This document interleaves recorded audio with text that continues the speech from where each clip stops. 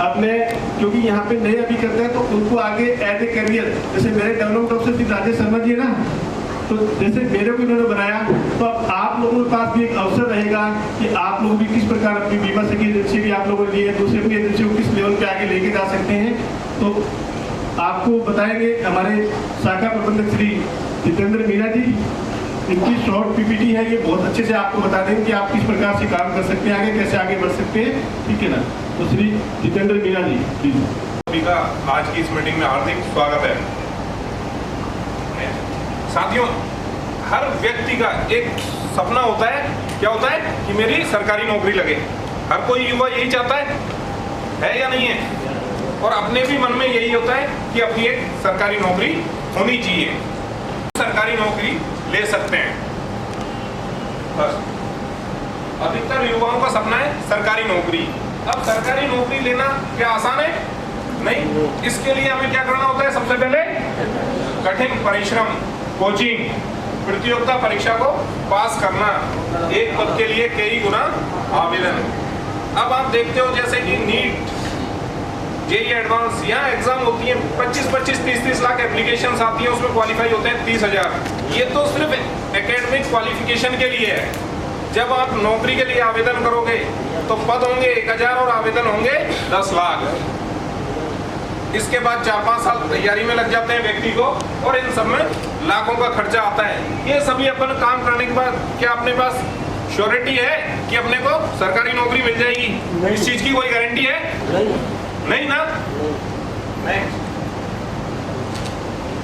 क्यों नहीं? क्योंकि पेपर लीक हो जाते हैं, परीक्षा रद्द हो जाती है, या जो भर्ती थी वो कोर्ट में चले गई। कई बार तो ट्रेनिंग के बाद पोस्टिंग भी नहीं मिलती है, क्योंकि कोर्ट में चले जाते हैं, वो लिटिगेशन में चलती रहती है। और प्रत्येक स्टेट गवर्नमेंट हो चाहे सेंट्रल गवर्नमेंट में हर वैकेंसी कहीं ना कहीं लिटिगेशन के कारण अटकी होती है। नेक्स्ट, ये जो भास्कर और पत्रिका की कुछ कटिंग्स है पिछले 3-4 महीने की, जहाँ पे जो अपने यहाँ शिक्षक भर्ती है अमूमन हर 2-3 साल में होती है, लेकिन वो फाइनल नहीं होती, उसके पेपर लीक होते हैं। कभी अपन देखते हैं एसआई की भर्ती, उसमें फर्जी तरीके से, और कल या परसों के न्यूज़पेपर में था कि नीट का पेपर भी बेचा गया था। तो आप देखते हैं कि कितने सारे यहाँ पर स्कैम्स हैं सरकारी नौकरी में। नेक्स्ट, ये देखिए राजस्थान में एसआई पेपर लीक, जिसकी भर्ती में काफी लोगों को निकाल दिया गया जो फर्जीवाड़े से हुए, और लेकिन पूरी भर्ती कैंसिल होने की कगार पे है। 577 trainee sub inspector house arrest. ये मैंने कुछ विज्ञापन लिए हैं, पेपर की कटिंग्स हैं, जहाँ पे बताया गया है कि सरकारी नौकरी में लोगों के पास कैसे कैसे अवसर कम होते जा रहे हैं, लेकिन हमारे पास जो अपॉर्चुनिटी है वो इनसे बेहतर है, वो किसी तरह के विवाद में नहीं आती है। नेक्स्ट, अभिकर्ता कोटे से विकास अधिकारी, किसी को जानकारी है इसके बारे में? आप में से कोई ऐसे अभिकर्ता से मिला है जो पहले अभिकर्ता के रूप में कार्य करता था और अब विकास अधिकारी के रूप में एलआईसी में कार्यरत है, अपने अलवर शाखा के ही अभिकर्ता रहे हैं? मिला है कोई? आपके विकास अधिकारी तो थे नहीं, इसके अलावा अपनी ब्रांच में एक विकास पहले अभिकर्ता रहे हैं 7-8 साल, मोर सिंह जी, जो आज विकास अधिकारी के रूप में कोटपुतली में पदस्थ हैं।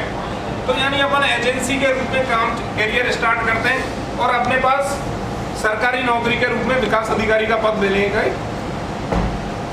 एलआईसी जो टोटल डेवलपमेंट ऑफिसर का रिक्रूट करती है, उसमें 25% पोस्ट किसके लिए होती है?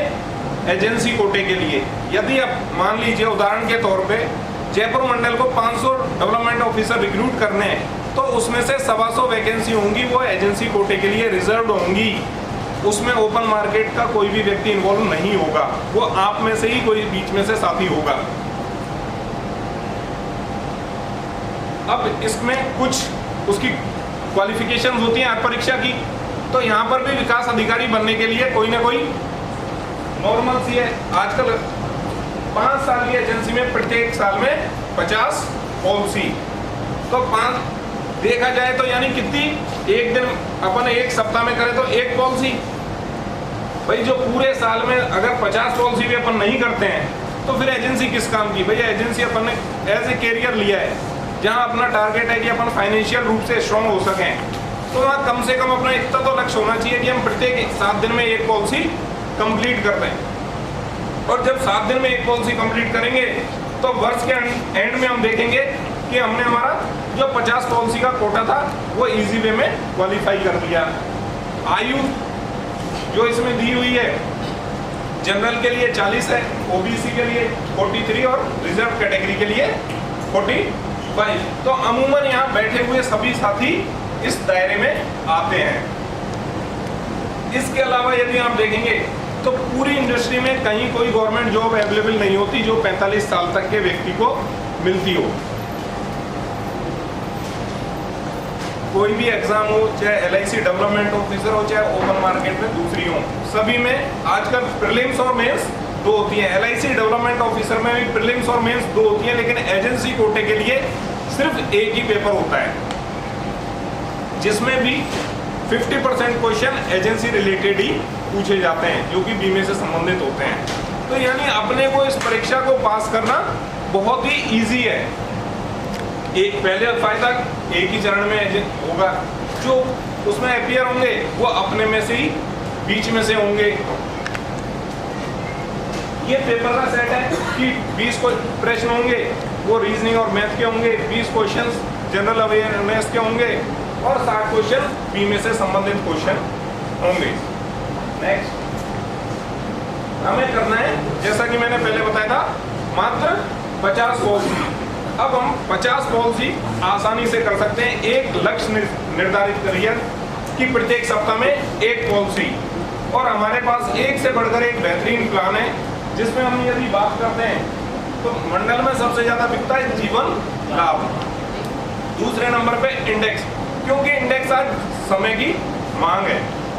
अपन किसी से भी बात करते हैं, जब उसको 15% के रिटर्न की बात करते हैं, कोई भी उसके लिए मना नहीं करता, और सिर्फ अपना एजिटेशन है कि अपन उसके जो रिटर्न है उनको शेयर नहीं करते। ये गारंटेड है या नहीं है? बिल्कुल गारंटेड है। जो पिछले निवेश प्लस और सिर्फ 2020 में आ गया था, जब पिछले 5 साल में गारंटेड है 16% रिटर्न, तो उसमें कहीं ऐसा नहीं है कि हमें उसकी झिझक रहे। अपना 50 पॉलिसी के लक्ष्य को प्राप्त कर सकते हैं।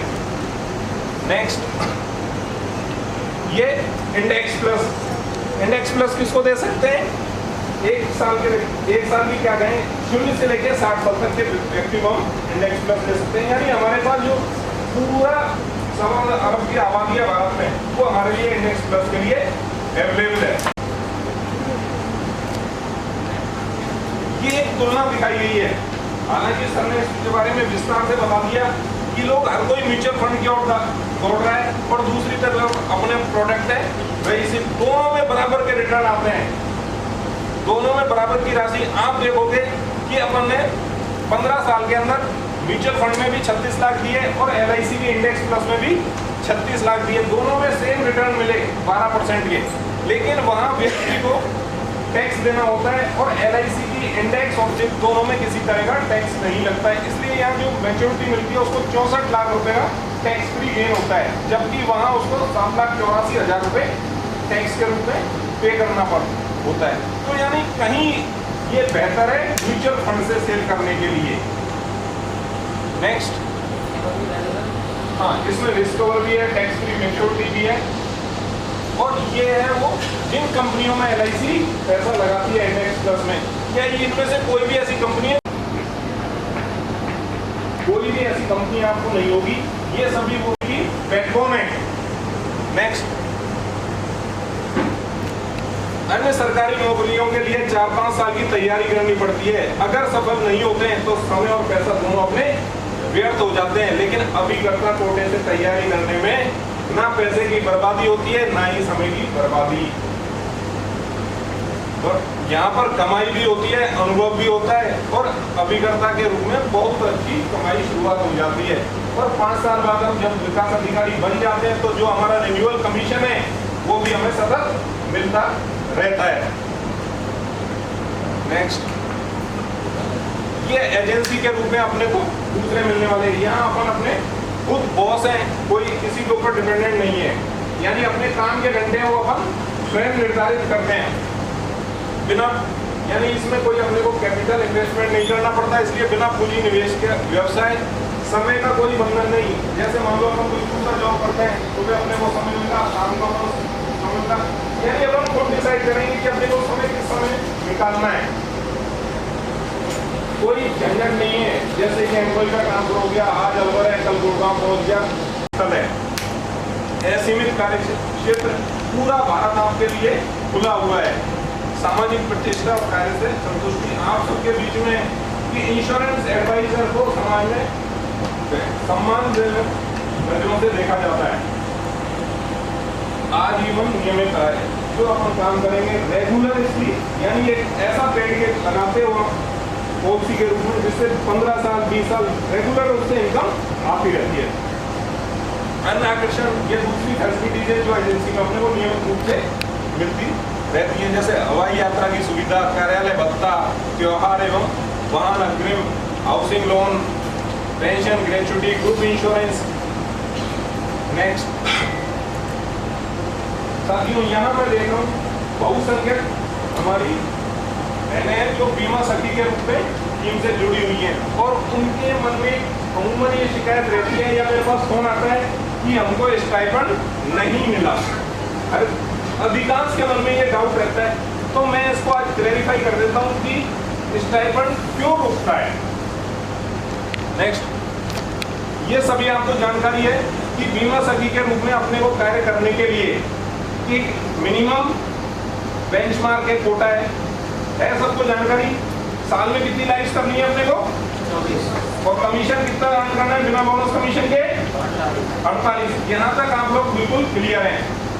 लेकिन यदि हम इसको मंथली कन्वर्ट करते हैं नेक्स्ट, तो अपने को इस तरीके से है कि एजेंसी के प्रथम 4 महीने में अपने को एक पॉलिसी कम से कम और साथ में 2000 का कमीशन, बोनस कमीशन को छोड़ के अर्न करना है।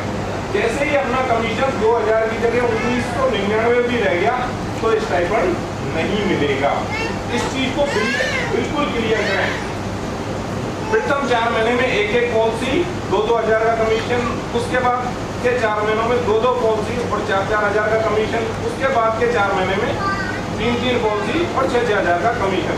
आप इस चार्ट के अनुसार काम कीजिए। किसी भी महीने आपको किसी से कहने की जरूरत नहीं होगी रफीक जी से मिलते कि मेरा स्टाइपेंड नहीं आया। जैसे आपका कमीशन ऑटो आता है, स्टाइपेंड भी अपने आप आपके अकाउंट में क्रेडिट हो जाएगा।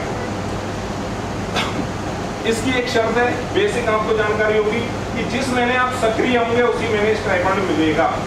जिस महीने आपने एक भी पॉलिसी नहीं की उस महीने का कोई स्टाइपेंड रिलीज नहीं होगा। नेक्स्ट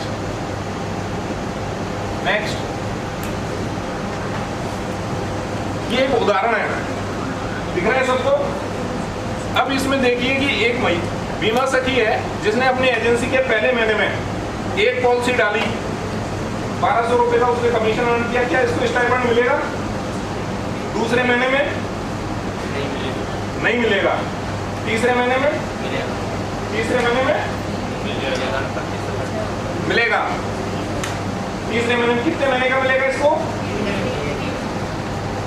जोर से बोलो, कितने महीने का मिलेगा? 1 महीने का। 2 महीने का नहीं मिलेगा, क्योंकि इन्होंने दूसरे महीने में जो कार्य किया था तब इन्होंने 1500 रुपये अर्न किया था, तो तीसरे महीने में 500 रुपये जाते हैं तो वो उसके साथ एडजस्ट हो जाएंगे। यानी तीसरे महीने में उनको दोनों महीने का मिल जाएगा, दूसरे का भी मिल जाएगा और तीसरे का भी मिल जाएगा।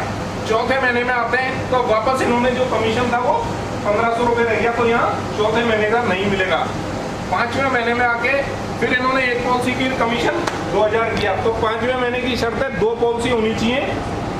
6 मंथ में अपन आते हैं तो इन्होंने 3 पॉलिसी की है और कमीशन अर्न किया है 6500, तो यहाँ मिलेगा, मिल जाएगा। तो छठे में देंगे तो अपन 2 महीने का देंगे, तो इस तरीके से मिलता रहेगा। पूरे 12 महीने में इनको सिर्फ 11 महीने का मिलेगा, क्योंकि 12वें महीने में ये एक्टिवाइज नहीं हुए। तो एक तो बेसिक इस शर्त को रखिए कि एक्टिवाइजेशन एक नॉर्मल चीज है, हम सबको विकास अधिकारी बनना है। पहली चीज आज यही लक्ष्य रखो कि हमें विकास अधिकारी बनना है। हर में सप्ताह में एक पॉलिसी अवश्य पूर्ण करनी है, और उसके लिए आप अपनी प्रोस्पेक्टिंग आज से ही तैयार करना स्टार्ट करो। जब तक हम ये नहीं सोचेंगे मेरे को बीमा किसका करना है, तब तक हमें लगेगा ये पहाड़ जैसा काम। और जैसे ही आपने एक बार लिस्ट तैयार कर ली तो इससे मैं कह रहा हूँ आसान काम आपको कोई नहीं लगेगा। धन्यवाद। सर मेरी सैलरी क्यों नहीं? सैलरी इसीलिए नहीं आती है जब हम लोग कई बार तो पॉलिसी नहीं कर पाते हैं और करते हैं तो उसका जो प्रीमियम है वो कम होता है, कमीशन थोड़ा कम आता है, देन हमें वो सैलरी नहीं आ पाती। बट आप अगले महीने अगर उसकी भरपाई कर देते हैं तो फिर आपको क्या है, पिछले महीने की सैलरी भी आ जाती है, इस महीने की भी सैलरी आ जाएगी।